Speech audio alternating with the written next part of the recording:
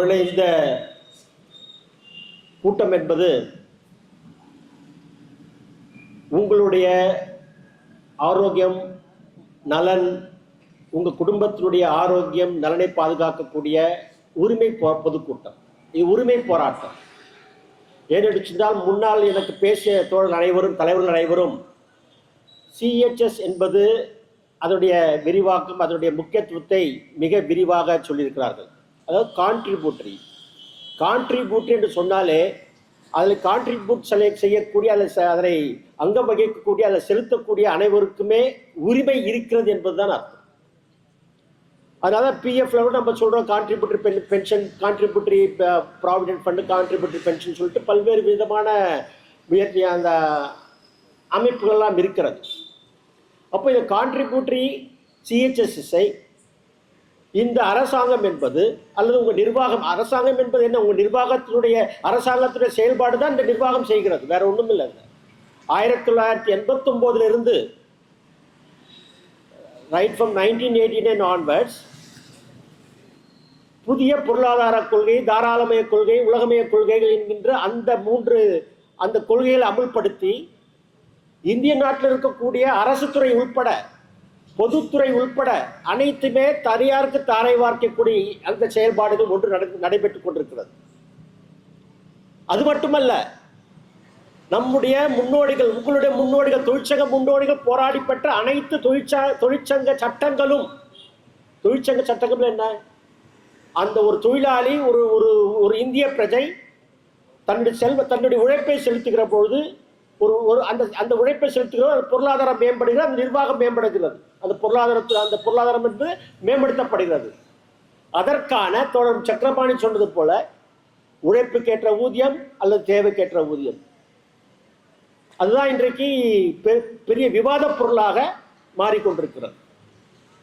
அந்த உரிமைகள், சட்ட பலன்கள் அனைத்துமே ஒவ்வொன்றாக பறிக்கப்பட்டு வருகிறத நீங்க நம்ம தொடர்ச்சியாக 89 நம்ம தொடர்ச்சியா பார்த்துட்டு இருக்கோம். உங்களுடைய அந்த டிஏ மட்டுமே ஒரு விதிவிலக்காக இருந்து வருகிறது.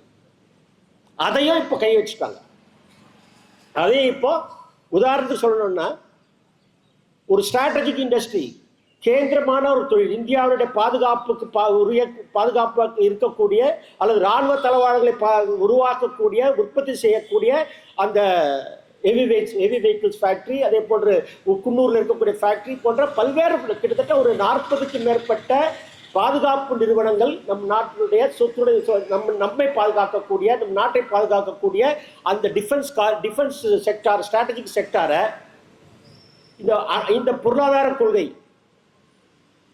நவீன பொருளாதார கொள்கை, தாராளமய கொள்கை, டீலைசன்சிங் என்ற வகையில் இன்றைக்கு அதை அரசுகிட்ட இருந்து எல்லாமே பொதுத்துறையாக மாற்றி, அந்த பொதுத்துறையுமே இன்றைக்கு கார்பரேஷன்களாக மாற்றப்பட்டு அவை இன்னைக்கு தனியாருக்கு செலுத்தக்கூடிய, அதானிக்கு, அந்த பிர்லா போன்ற அதானிக்கு போன்ற அப்படிப்பட்ட அந்த நிறுவனங்களுக்கு தாரை வார்க்க அவங்க டைரக்டராக மாறினாங்க. அதில் தயவு செய்து நீங்கள் புரிந்து கொள்ள வேண்டியது, ஒரு அரசு துறை பொதுத்துறையாக மாறுகிறது, பொதுத்துறை கார்பரேஷனாக மாறுகிறது. கார்பரேஷன் என்பது தனியாருடைய பங்களிப்போடு இன்றைக்கு செயல்பட்டு கொண்டிருக்கிறது. இது இந்தியாவுடைய பெரும் பாதுகாப்புத்துறை, ஸ்ட்ராட்டஜிக் செக்டார் வந்து உங்களுக்கு தனியாருக்கு போகும்பொழுது அடுத்த தாக்குதல் என்பது நமக்கு டிஐக்கு வரத்துக்கு இன்னும் வெகு காலம் இல்லை.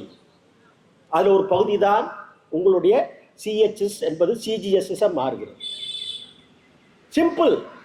இந்த அரசுடைய கொள்கைகள் என்பது முழுக்க அனைத்துமே தனியாருக்கு தாரை வார்ப்பது. அதுதானே இப்போ உங்க காலையில் மத்தியானம் வந்து சொன்னாங்க, உங்களோட ஹாஸ்பிட்டலில் ஜெனரிக் மெடிசின்ஸ் கிடைக்குதுன்னு. ஏன் மருந்து என்பது ஒன்று தானே. காய்ச்சலுக்கு பேராசிட்டமால் கொடுக்கலாம், பேராசிட்டமால்ல ஜெனரிக் என்ன, பிராண்ட் என்ன, பிராண்ட் ஜெனரிக் என்ன, இதெல்லாம் எதுக்கு? பேராசிட்டமால், ஒரே பேராசிட்டமால் தான் பத்தாதா? ஏன் இத்தனை மெடிசின்ஸ், இத்தனை மருந்து இல்லையே? சிகிச்சை என்பது ஒரு மருத்துவ சிகிச்சை என்பது அறுவை சிகிச்சையாக இருந்தாலும் சரி, அது பொது மருத்துவ சிகிச்சையாக இருந்தாலும் சரி, ஒரே சிகிச்சை போதுமில்ல. ஏன் வெவ்வேறு விதமான பிஹெச்சி, கவர்மெண்ட் ஹாஸ்பிட்டல் ஏன் வெவ்வேறு விதமாக இருக்கிறது? அதில் தான் மக்கள் நலன் என்பது நம்முடைய இந்திய உங்கள் நலன் மட்டுமல்ல, ஒட்டுமொத்த இந்தியாவுடைய மக்கள் நலன் என்பது இன்றைக்கு வணிக பொருளாக மாற்றப்பட்டிருக்கிறது. It is a commodity. Health has become a commodity. கமாடிட்டியாக மாறும்பொழுது அது வர்த்தக பொருளாக மாறுகிற போது எனக்கு என்ன லாபம், உனக்கு என்ன லாபம்? அதில் தான் உங்களுடைய சிஹெச்எஸ் என்பது சிஜிஎச்எஸ் ஆக மாறுகிறது. வணிக பொருளாக மாற்றுறாங்க. ஏன் அப்போலோவுடைய சேவை என்பது ஏன் நம்ம ஹாஸ்பிட்டலில் கிடைக்க மாட்டேங்குது? ஏன் ஜிஹெச்ல கிடைக்க மாட்டேங்குது? அதே போன்ற அந்த எம்எல்ஏக்கு எம்பிக்கள் இருக்கக்கூடிய அந்த பலன்கள் எல்லாம் ஏன் சாதாரண தொழிலாளிக்கு அல்லது அரசுக்காக உழைக்கக்கூடிய உங்களுடைய டிபார்ட்மெண்ட் ஆஃப் அட்டாமிக் எனர்ஜி என்பது சாதாரண விஷயம் அல்ல. எப்படி ராணுவ வீரன் தன்னுடைய உயிரை பணையம் வைத்து காப்பாற்றுகிற நாட்டை, அதை போன்று தான் இங்க பணி செய்யக்கூடிய தொழிலாளி அனைவருமே ஏதோ ஒரு விதத்தில் நம்முடைய நாட்டை பாதுகாத்துக் கொண்டிருக்கிறார்கள். தங்களுடைய உயிரை பணையம் வைத்து. கதிர்வீச்சு சாதாரண விஷயமாங்க. அது ஒரு கொரோனா விட மிக கொடூரமானது. அது கதிர்வீச்சினுடைய அந்த தாக்கம் என்பது சாதாரண விஷயம் அல்ல. தன்னுடைய அதான் சொல்றோம், திரும்ப ஒரு வருஷத்துக்கு ஒரு தடவை உங்களுக்கு ட்ரீட்மெண்ட் இருக்குல்ல, செக்அப் இருக்குல்ல. ஏன் வைக்கிறாங்க? உங்களை பாதுகாக்க. இது இதுக்கு நீங்கள் உங்களை பாதுகாத்தால் தான், உங்கள் நலனுக்கு அக்கறை செலுத்தி பாதுகாத்தால் தான் நீங்கள் தொடர்ச்சியாக வேலை செய்வீங்க. உங்கள் உழைப்பை செலுத்தி இந்த நிறுவனத்தை பாதுகாப்பீங்க. அதுக்காக தான் செய்யறாங்க. வேற ஒன்றும் உங்களை காப்பாற்றுவதற்காக அல்ல தோழர்களே. காப்பாற்ற நினைக்கிறது அல்ல. உங்கள் நிர்வாகம் நினைத்திருந்தால், இந்த அரசு நினைத்திருந்தால் கண்டிப்பாக சிஹெச்எஸ் கண்டினியூ பண்ணியிருப்பாங்க. அதனால்தான் மாற்றம் என்பது கொண்டு வருகிறாங்க. ஏன் இப்போ அப்போலோ இதுக்கு போகணும்? அதுலேயும் கூட அப்போ அந்த சிஜிஹெச்எஸ்ல அது நம்ம டிஃபென்ஸ் எம்ப்ளாயிஸ்க்கும் இருக்காது. சிஜிஹெச்எஸ் அது என்ன? அது சிஜிஹெச்எஸ் போன்றுதான் அடுத்த கட்டம் தான் இன்னைக்கு தமிழகத்தில் இருக்கக்கூடிய அந்த கலைஞர் காப்பீடு திட்டம் என்று சொல்லக்கூடிய முதல்வர் காப்பீடு திட்டம். என்ன முதல்வர் காப்பீடு திட்டம் என்ன சொல்கிறது, சிஜிஹெச்எஸ் என்ன சொல்கிறதோ அதே போன்று தான். எக்ஸ்ரேக்கு 90 ரூபாய். 90 ரூபாய் எக்ஸ்ரே எடுப்பாங்களா? யாரும் தனியார் மருத்துவமனையில் 90 ரூபாய்க்கு எக்ஸ்ரே எடுப்பாங்களா? கண்டிப்பாக 300 ரூபாய் 400 ரூபாய் ஆகும். அப்போ மக்களுடைய ஆரோக்கியம் என்பது வணிக பொருளாக மாற்றப்பட்டு பிட் பண்றான். உங்களுடைய ஹெல்த்தை பிட் பண்றாங்க. உங்களுடைய ஹெல்த்தை பிட் பண்றான், ஏலத்துக்கு விடுறான். ஏ எக்ஸ்ரேக்கு எவ்வளோ கொடுக்குற, பி எக்ஸ்ரேக்கு எவ்வளோ கொடுக்குற, பெத்தாலஜிக்கு எவ்வளோ தர, உங்களுடைய சர்ஜரிக்கு எவ்வளோ தர, 3 லட்சம் ரூபாய் ஸ்டென்ட் வச்சா. இப்படி ஏலத்துக்கு விடக்கூடிய வகையில் இன்றைக்கு அரசுடைய கொள்கை என்பது முழுக்க மாறி இருக்குதா நம்ம பார்க்கணும். நீங்க பல தலைவர்கள் பேசினாங்க. ஹோமி பாபா உண்மையிலேயே ஒரு விஷன். ஹோமி பாபா மட்டுமல்ல, ஜவஹர்லால் நேரு, மகாத்மா காந்தி, டாக்டர் அம்பேத்கர் போன்ற பல்வேறு தலைவர்கள் நம் நாட்டுடைய நலத்தை பாதுகாத்தார்கள். நம் நாட்டுடைய கனிமங்களை பாதுகாத்தார்கள். மனித வளத்தை பாதுகாத்தார்கள். இன்னைக்கு ஜவஹர்லால் நேரு இருக்கிறதுனால அவர் தொடங்கிய அந்த 1956 துவக்கிய பொதுத்துறைகள் இருக்கிறதுனால தான் இன்றைக்கு நாட்டினுடைய வளம் என்பது, பொருளாதாரம் என்பது ஒரு சோசியலிச பொருளாதாரமாக இன்று வரைக்கும் இருக்கிறது. பொதுத்துறை அதை 89 வரக்கூடிய அந்த புதிய பொருளாதார கொள்கையின் காரணமாக தொடர்ச்சியாக விற்று அதை காலிப்பட்டாங்க. அதே போன்று தான் உங்களுடைய சிஹெச்எஸ் என்பது சிஜிஎச்எஸ் மாறுகிறது. சிம்பிள் தொழில். உங்களுடைய இந்த அரசுடைய கொள்கை என்று அவ்வாறு தான் இருக்கு. WHO சொல்றான், ஜிடிபியில இந்திய ஒவ்வொரு நாட்டு, குறிப்பாக இந்திய நாட்டோட ஜிடிபி உள்நாட்டு மொத்த ஜிடிபியில 5% கூட்டணுன்றான். 5% என்பது மக்களுடைய ஆரோக்கியத்திற்கு செலவழிக்க வேண்டும் என்று சொல்கிறார்கள். ஆனால் நம்முடைய அரசு 2% கொடுக்கலாம். ஏன்? ஏனென்று சொன்னால் இந்த ஹெல்த் என்பது, ஆரோக்கியம் என்பதை வணிக பொருளாக மாற்றப்பட்டு அதை விற்பதற்கான முயற்சிகள் என்பது ஏற்படுகிறது என்பதுதான் அதனுடைய. தோழர் சொன்னார், அம்பேத்கரை குறித்து சொன்னார், அரசியல் அமைப்பு சட்டத்தில் சொல்லியிருக்கார் கரெக்டா, right to leave, right to leave, வாழ்வதற்கான உரிமை. அது வாழ்வதற்கான உரிமை என்பது இன்றைக்கு இருக்கிறதா? அரசு என்பது என்னை வாழ வைக்க வேண்டும், with good state of health, நல்ல ஆரோக்கியத்தை என்னை வாழ வைப்பதுதான் என்னுடைய அரசு. ஆனால் அந்த அரசு என்பது என்னுடைய மக்கள் என்னுடைய நலனை, மக்களுடைய நலனை தாரை பார்த்து கொண்டிருக்கிறது. தனியாருக்கு நீ போ, தள்ளுது, அப்படியே தள்ளுது, தனியாருக்கு போ. அதுதான் சிஜிஎஸ்எஸ். இது சிஜிஎஸ்எஸோடு நிற்காது தலைவர்கள், தோழர்களே, சிஜிஎஸ்எஸோடு நிற்காது. கண்டிப்பாக இதை தனியாருக்கு விடக்கூடிய முதற்கட்டம் தான் இந்த சிஜிஎஸ்எஸ். கண்டிப்பாக நம்முடைய அனுபவம் தானே சொல்லுது. 89 2024 வரைக்கும் நம்முடைய அனுபவம் என்பது அதுதானே. அது எந்த அரசாக இருந்தாலும் சரி, நரசிம்மராவிலிருந்து துவக்கிய அரசு என்பது இன்று வரைக்குமே அனைத்துமே வணிக பொருளாக கருதப்பட்டு நம்முடைய மனித உடலை, உயிரை, ஒரு தோழர் நம்ம தோழர் சொன்னால ஒரு முஸ்லிம் தோழர்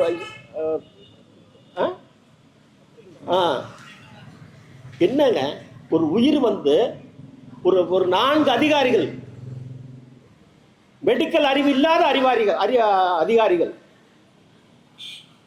நான் 10 நாட்களாக அப்படியே ஃபைலை வச்சிருந்தாங்கன்னா, it is death bed for him. அவன் எழுதிட்டான், அந்த அதிகாரி எழுதிட்டான், நீ செத்து போன்னு எழுதிட்டான். அதுதான் அதுக்கு அர்த்தம். அப்போ இது ஜனநாயக நாடு, எனக்கு தேவையான மருத்துவ சிகிச்சையோ அல்லது மற்ற விஷயங்களோ, என்னுடைய உடலை பாதுகாப்பதற்கான எந்தவித உரிமையும் உனக்கு இல்லை. அதுதான் இந்த அரசு, அதுதான் அரசு கொள்கை. உனக்கு இல்லை, நீ போ, நான் சொல்ற இடத்துக்கு நீ போ. அதுதான் அவருடைய மறைவு, அதுதான் அவருடைய மறைவு. கிட்டத்தட்ட இங்க 27,000 பயனாளிகள் இருப்பதாக தோழர்கள் சொன்னாங்க. குறைந்தபட்சம் நாம் இந்த செய்தியை, இந்த சிஜிஎஸ்எஸ் செய்தியை குறைந்தபட்சம் நம்முடைய குடும்ப உறுப்பினர்கள், நம்முடைய அக்கம் பக்கத்தில் இருக்க அந்த 27,000 பேர்ல ஒரு 50% நாம் கொண்டு சென்றிருக்கிறோமா என்ற கேள்வியை உங்கள் முன்னால் வைக்கிறேன். 50%. ஏன்னா நம்முடைய அனுபவம் தெரியும். சிஐடி அல்லது ஏஐடிசி எங்கள் தொழிற்சங்க அனுபவம் எங்களுக்கு தெரியும். கண்டிப்பாக இல்லை என்பதுதான் பதில்.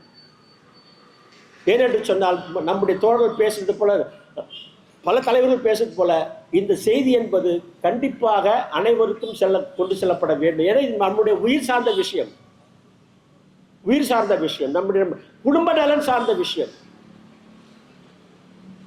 நான் ஏற்கனவே சொன்னது போன்று புதிய பொருளாதார கொள்கை என்பது சிக்கன நடவடிக்கைகளினுடைய அடிப்படை தத்துவம். அதுலதான் உங்களுக்காவது ஓய்வூதியம் என்பது அரசு, மத்திய அரசு ஓய்வூதியம் கிடைக்கிறது, நல்ல வேலை. அதனுடைய கை வைக்க போறாங்க, அதுல ஒன்றும் சந்தேகமே இல்லை. உங்களுடைய போராட்டம் தான் அதை தள்ளி வைத்துக் கொண்டிருக்கிறது தோழர்களே, உங்களுடைய போராட்டம் தான் தள்ளி வைத்துக் கொண்டிருக்கிறது உங்களுடைய ஓய்வூதியம். ஏனென்று சொன்னால் இன்றைக்கு நீங்க எந்த செக்டார் எடுத்துக்கோங்களேன், மத்திய அரசு தவிர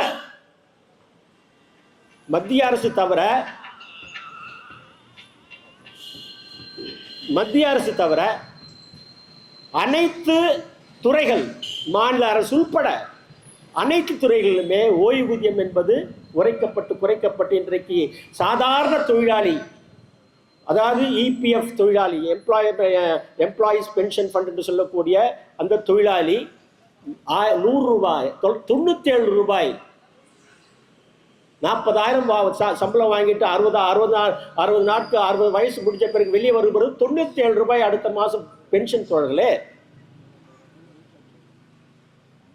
2004 முன்பாக புதிய அந்த சிக்கன நடவடிக்கையில் எடுப்பதற்கு முன்பாக 50% பென்ஷன், 20,000 பென்ஷன் வாங்கிட்டு இருந்த அந்த தொழிலாளி, அந்த ஊழியர், மாநில அரசு ஊழியர் உட்பட இன்றைக்கு 97 ரூபாய் 1100 ரூபான்னு சொல்லிட்டு இது ஒரு புதிய கணக்கு சொல்லி இன்னைக்கு 97 ரூபாய் வாங்கிட்டு இருக்காங்க.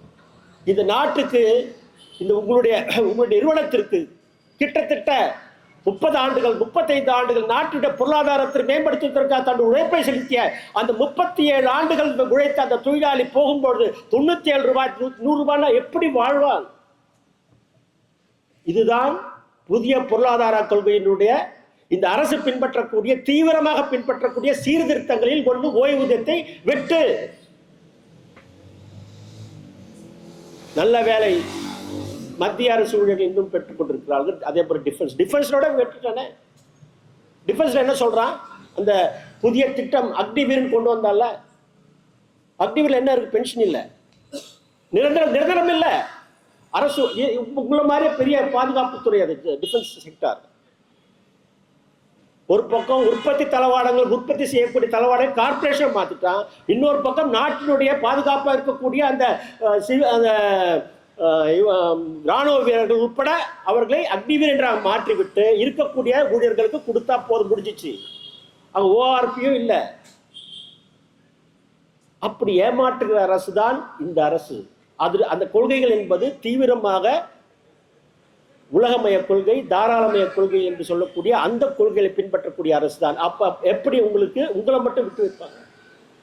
ஆனால் ஒன்று மட்டும் சொல்லிக் விடுகிற தோழர்களே, நம்முடைய தொழிற்சங்களுடைய ஒன்றுபட்ட போராட்டம் 2020 கொரோனா உலகமே முடங்கி கிடக்கு. 100 எம்பியை வச்சுட்டு நம்முடைய முன்னோர்கள் சக்கரபாணி தோழர்கள் போன்ற முன்னோர்கள் போராடி பெற்ற அந்த 144 சட்டத்தை சுருக்கி 4 தொகுப்புகளாக மாற்றிவிட்டு 49 சட்டங்களை சுருக்கி 4 தொகுப்புகளாக மாற்றிவிட்டு இன்றைக்கு தொழிலாளர் உரிமைகள் என்பது அந்த ப்ரொடெக்ஷனிசமே இல்லை, பாதுகாப்பே இல்லாமல் ஆக்கிவிட்டாங்க. எந்த ஒரு விவாதமும் இல்லாமல் இந்திய நாட்டு தொழிலாளி வர்க்கத்துடைய 73 கோடி மக்களுக்கு எந்த ஒரு ப்ரொடெக்ஷனும் இப்போ இல்லை. ஆனால் 2020 அந்த பாராளுமன்றத்தில் எந்த ஒரு விவாதம் இல்லாமல் அவர் முடித்த அந்த நிறைவேற்றப்பட்டதை இன்று வரைக்கும் அமுல்படுத்த முடியாத நிலை என்பது நம்முடைய தொழிற்சங்கங்கள் ஏற்படுத்தி கொடுத்திருக்கிறோம். CIT, AITC, INTC, HMS, LPF உட்பட அனைத்து தொழிற்சங்கங்கள் ஒன்றாக நின்று ஒற்றுமையாக கார்ல் மார்க்ஸ் என்ன சொன்னாரோ, ஒற்றுமை என்பது சாலிடாரிட்டி என்பது முக்கியமாக இருந்ததோ அதை இன்று வரைக்கும் 2020 2024 வரைக்கும் நாம் அமல்படுத்திக் கொண்டிருக்கிறோம். அதை அமல்படுத்த விடாமல் தொழிற்சங்கங்கள் நின்றிருக்கிறது. அதுதானே முக்கியம். கார்ல் மார்க்ஸ் சொன்னது போன்று, அம்பேத்கர் சொன்னது போன்று, ஜவஹர்லால் நேரு சொன்னது போன்று, ஜீவா சொன்னது போன்று, PR ராமமூர்த்தி சொன்னது போன்று உலக தொழிலாளர் ஒன்று சேருங்கள் சொல்றோம். ஆனால் நம்முடைய தொழிலாளர்கள் சிதறி கிடக்கிறார்கள். எப்படி சிதறி கிடக்கிறார்கள் என்று சொன்னால், இந்த அரசுடைய கொள்கை என்பது அவர்கள் ஏதோ ஒரு விதத்தில் அவர் தலைமைப்படுத்துகிறார். அதுதான் ஒப்பந்த தொழிலாளர்கள், பிக்சட் டைம் தொழிலாளர்கள், தினக்கூலிகள், பத்லி ஒர்க்கர்ஸ், இப்படி தள்ளிக்கிட்டே போறான். பிரிச்சுதான் டிஸ்கிரிமினேஷன், பாகுபாடு கொண்டு வரான். ஊதியத்தில் பாகுபாடு, சம வேலைக்கு சம ஊதியம் என்பது இல்லை. அதே நேரத்தில் ஒப்பந்த தொழிலாளர் வகையில் இன்றைக்கு தனியார், அதாவது பெரிய சட்டம் சொல்லுது, என்ன சொல்லுது? பெரினியல் ஏரியாஸ் ப்ரொடக்ஷன் இருக்கு. அதாவது ப்ரொடக்ஷனுக்கு பெரினியல் ஏரியாஸ், நிலையான உற்பத்தியோ அல்லது நிலையான தொழில் இருக்கிற இடத்துல நீங்கள் ஒருத்தரை கூட ஒப்பந்த தொழிலாளர் அல்லது ஃபிக்ஸட் டைம் எம்ப்ளாயிஸ் கூடாதுன்னு சொல்றாங்க. ஆனால் அதையும் மதிக்காமல் இந்த அரசுகள் என்பது மாநில அரசு, மத்திய அரசு உட்பட எல்லா இடத்துலையுமே கூடுதலாக ஒப்பந்த தொழிலாளர்களை அமைத்துக் கொண்டிருக்கிறார்கள். ஏன் இந்த டிஸ்கிரிமினேஷன்? ஏன் இந்த பாகுபாடு? நம்ம ஜனநாயகத்தில் தானே இருக்கிறோம். அம்பேத்கர் என்ன சொன்னாரு? சமமான வாழ்வு என்பது வேணும் இல்லையா? ஏன் அதே தொழில் செய்யறாங்க? ஏன் டிஸ்கிரிமினேஷன்? சில இடங்களில் கேன்டீனா தனி கேன்டீன். ஏன் கேவலமாக பார்க்க, ஒப்பந்த தொழிலாளர் ஒரு கேவலமாக பார்க்கக்கூடிய விஷயமாக இருக்கிறாங்க. அதை நாம் மாற்ற வேண்டும். அதுதான் நேற்று ஒரு மிகப்பெரிய ஒரு நிகழ்ச்சி நடந்தது. உலக தொழிற்சங்க சம்மேளனத்தில் WFT வேர்ல்டு ஃபெடரேஷன் ஆஃப் ட்ரேட்னு சொல்லக்கூடிய அந்த AITC, CITU, AICCTU, AIUTC இணைந்திருக்கக்கூடிய இந்தியாவில் இணைந்திருக்கக்கூடிய வேர்ல்டு ஃபெடரேஷன் ஆஃப் ட்ரேட் யூனியன்ஸுடைய கௌரவ தலைவர் நம்முடைய ஜார்ஜ் மேவரிகோஸ் நேற்று வந்தார், இந்தியாவுக்கு வந்தார். சென்னைக்கு வந்து எங்களுக்கு ஒரு நல்ல வாய்ப்பு கிடைத்து அவரோட பேசக்கூடிய வாய்ப்பு கிடைத்தது. அவரோட புத்தகத்தை எழுதியிருக்கிறார். இந்தியாவில் ஒப்பந்த அதாவது நிரந்தர தொழிலாளர்களை விட ஒப்பந்த தொழிலாளர்கள், அடுத்து முறைசாரா தொழிலாளர்கள் என்று பெரிய ஒரு பட்டாளமே இருக்கிறது. இது ஒரு முதலாளித்துவ அமைப்பினுடைய ஒரு பிரதானமான நோக்கம். ரிசர்வ்டு ஆர்மி நிரந்தர தொழிலாளியை முடித்துவிட்டு அவரை தள்ளிவிட்டு அவருடைய உரிமைகளை ரத்து செய்துவிட்டு மறுதளித்து இவர்களை கொண்டு அதாவது ஒரு நிரந்தர தொழிலாளிக்கு 4 பேரை நான் வச்சு வேலை வாங்கலாம், ஒரு நிரந்தர தொழிலாளிக்கு பதிலாக நான் 4 பேரை வச்சு வேலை வாங்கலான்றதான் முதலாளித்துவ கொள்கை. 40,000க்கு 4 பேரை வச்சு வாங்கலாம், ஒருத்தர் 40,000 இது கொடுக்கணும். இதுதான் உலகமயம். நேற்று அருமையாக சொன்னார். உலக தொழிலாளர் ஒன்று சேரல் நம்ம ஒரு கோஷம் வைக்கிறோம். கிரீஸ்லேருந்து வந்தார் அவர், கோஷம் வைக்கிறோம். ஆனால் நம்முடைய தொழிலாளர்களை நாம் ஒன்று திரட்ட வேண்டும். குறிப்பாக நிரந்தர தொழிலாளர்கள், ஒப்பந்த தொழிலாளர் மட்டுமல்ல, ஃபிக்ஸட் டைம் எம்ப்ளாய்மெண்ட் தொழிலாளர் மட்டுமல்ல, அதே போல் முறைசாரா தொழிலாளர், ஆட்டோ தொழிலாளர்கள் போன்ற பல்வேறு சுமை தூக்க தொழிலாளர்கள் போன்ற பல்வேறு தொழிலாளர்கள், அவங்க தான் அதிகம். இன்னைக்கு 43 கோடி மக்கள் உழைப்பாளிகள் இருக்காங்க 43 கோடி பேர் முறைசாரா தொழிலாளர்கள். அவரை நாம் திரட்ட அவர்களுக்கு என்ன இருக்கு? உங்களோட மன்றாடி கேட்டுக்கொள்வதாம். CIT மற்றும் AITCயோடு அது WFT தலைவர் சொன்னது போன்று அந்த தொழிலாளர் திரட்டி அவர்களுக்கான ஏதோ ஒரு சின்ன உதவியை நீங்கள் செய்யுங்கள். அவர்கள் இருந்தால்தான் நாம் இருக்க முடியும். நீங்கள் இருந்தால்தான் அவங்களை இழுத்துக் கொண்டு உள்ள வர முடியும். கண்டிப்பாக இதற்கு ஒரு மாற்றம் என்பது தேவை. ஆக நாம் அந்த முயற்சி நாம் இறங்க வேண்டும் என்பதை பிரதானமாக சொல்லிக் கொள்வது தோழர்களே. அதே போன்று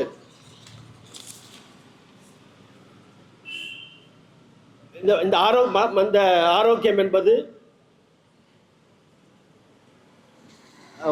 உலக WHO, அதே போல் இந்தியாவுடைய பல்வேறு all India people science network, இப்படி பல்வேறு அமைப்புகள் இந்த இந்த வணிகமயத்தை, உடல் ஆரோக்கிய வணிகமயத்தை எதிர்த்து பல்வேறு போராட்டங்கள் நடத்தி கொண்டிருக்கிறார்கள்.